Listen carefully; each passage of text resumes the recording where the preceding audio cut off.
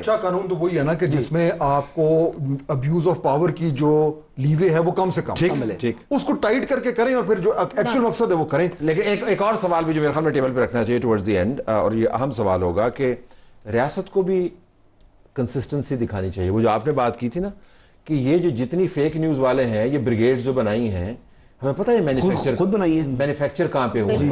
تو جب تک آپ نے مینوفیکچرنگ فیکٹریز نہیں بند کی تو یہ نہ ہو کہ کل کو پھر دوبارہ سے ان کے اوپر تکیہ کرنے لگ گئے. تو یہ جو آپ نے وبال کھڑا کیا ہوا ہے، تو ریاست کو قانون بنانے سے معاملہ نہیں ہوگا، کوئی ریفلیکشن بھی کرنی چاہیے کہ نہیں؟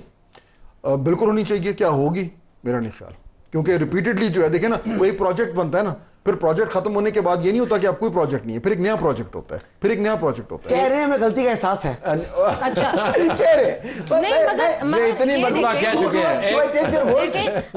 اب یہ کہتے ہیں کہ جی جنگ جو ہوگی وہ ہوگی یہ نیریٹو کے اوپر سوشل میڈیا پہ. تو ایکس تو آپ نے بین کیا ہوا ہے پاکستان میں، آپ کس طرح کریں گے جو باہر جو آپ سے جنگ کریں ان کے پاس ایکس ہے؟ مطلب کہ عقل بھی تو انسان کو ہونی چاہیے تھوڑی بہت. سیکورٹی کمیٹی کی میٹنگ میں ایمل ولی خان نے دریا کو کوزے میں بند کر دیا، تو انہوں نے ایک سینٹنس استعمال کیا. انہوں نے کہا وہ ساری باتیں آپ کی ٹھیک ہیں، خوارج ہیں، دہشت گرد ہیں، افغان طالبان یہ ہیں وہ ہیں، آپ صرف ہمیں اتنا انشور کروا دیں کہ 4 سال کے بعد کوئی اور آ کے دوبارہ ہم سے یہ نہیں کہہ رہا ہوگا کہ افغان طالبان آپ کے بھائی ہیں. اچھا میرے ساتھ یہ واقعتاً ہو چکا ہے، یہ مولوی فقیر محمد کا واقعہ.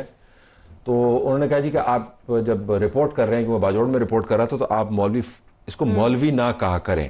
تو میں نے کہا جی ہم نے ان کے ساتھ انگیج کرنا ہوتا ہے، ان کے ساتھ جا کے رپورٹنگ کرنی ہوتی ہے، ان کے علاقے میں ریٹ وہاں پہ ہے نہیں تو مولوی نہیں کہیں گے تو مسئلہ ہو جائے گا. لیکن میں نہیں کہوں گا اگر آپ مجھے یہ ضمانت دیں کہ 3 سال کے بعد آپ یہ نہیں کہیں گے دوبارہ مولوی لگا دو. انہوں نے کہا جی ضمانت اویلیبل نہیں ہے. تو میں نے کہا پھر مجھے معاف کر دیں، مجھے مولوی فقیر محمد کہہ رہے تھے. گو ہیڈ.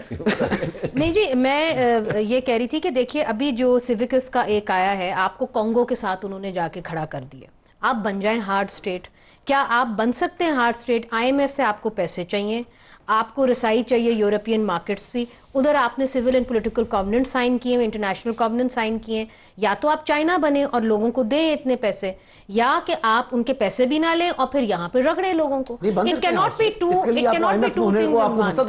نہیں تو آئی ایم ایف تھوڑی کہتے کہ ہارڈ اسٹیٹ کیا ہے؟ لا انفورس کرنا. سر ایک سیکنڈ، میرا یہ خیال ہے کہ جو اسپیشلی ان دا EU، وہ تو میں پڑھ کے آئی ہوں نا جو آپ نے سائن کیے ہیں، تو اس کے تحت تو فریڈم آف ایکسپریشن کا بہت بڑا مدعا. اچھا ویسے میں آپ کو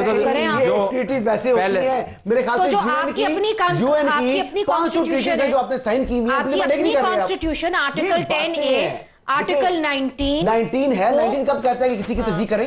19 فریڈم آف ایکسپریشن ہے، لیکن آپ کو یہ تو نہیں کہتے کہ کہہ رہی کہ آپ لوگوں کی بےزتیاں کریں، مگر میں یہ بھی نہیں کہہ رہی کہ آپ کو ہر بات پہ آزادی ہے. مادر پتر آزادی نہیں ہے. ادھر تو یہ ہے کہ آٹا گوندیے تے ہلدی کیوں ہے، یہاں پہ تو صحافت کے ساتھ یہ ہو رہا ہے. اگر آٹا گوند کے ہل رہی ہے تو کوئی اعتراض نہیں ہے، لیکن اگر وہ گوند کے ہل رہی ہے تو پھر تو اعتراض ہونا چاہیے.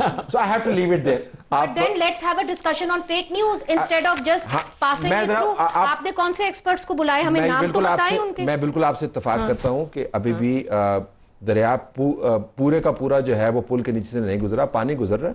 آپ ڈسکشن شروع کریں، جہاں پر رستہ بنتا ہے ہم رستہ دیں گے، ڈسکس کریں گے.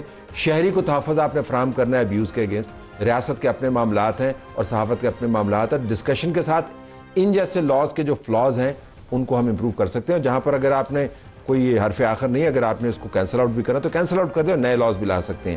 لیکن دوسری طرف یہ بھی ہے کہ پاکستان میں بدتمیزی، بکواس، غلاظت اگلنے کی گنجائش بہت بڑھ گئی ہے. اس کا بھی تدارک کرنے کی ضرورت ہے. اجازت چاہتے ہیں. اللہ حافظ.